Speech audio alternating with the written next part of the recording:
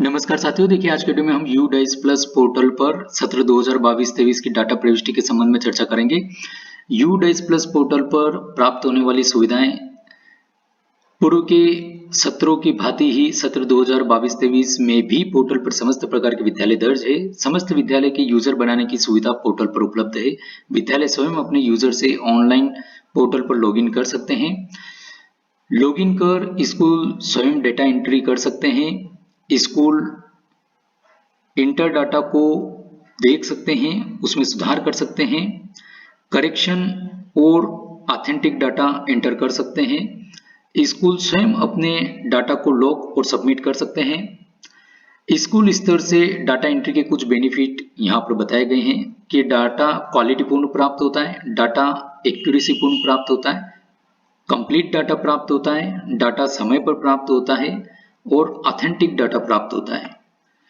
इसी प्रकार डाटा प्रविष्टि हेतु समस्त प्रारूप विद्यालय को लॉगिन होने के उपरांत पोर्टल पर स्क्रीन पर दिखाई देते हैं एवं बहुत से प्रारूप में पूर्व के वर्षों का डाटा भी प्रविष्ट रहता है। स्कूल स्वयं के विद्यालय का डाटा कैप्चर फॉर्मेट के निर्धारित प्रारूप की सॉफ्ट कॉपी BRC या CRC स्तर से प्राप्त कर सकते हैं। स्कूल स्तर से भरा जाने वाला समस्त डाटा स्कूल स्तर पर प्रधानाचार्य या प्रधान अध्यापक के पास उपलब्ध रहता है।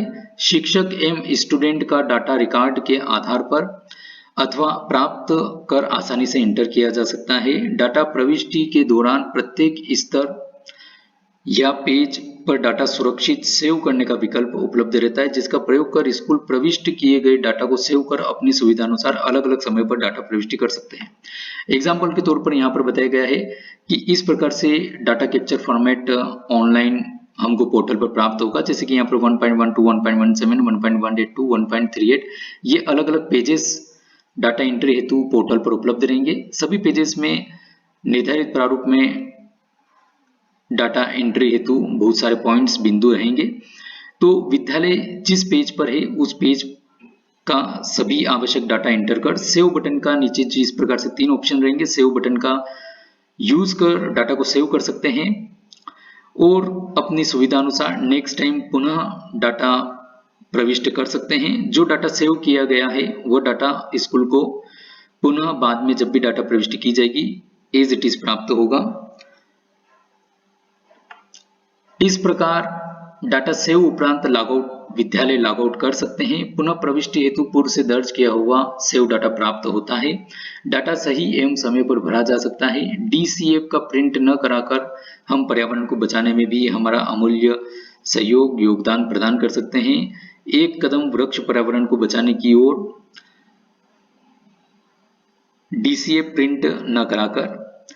विगत 2 साल से जिला नीमच अंतर्गत समस्त विद्यालयों के सराहनीय प्रयास से जिला स्तर से DCF का प्रिंट न कर समस्त प्रविष्टि स्कूल द्वारा ही की जा रही है। Save tree save life. धन्यवाद।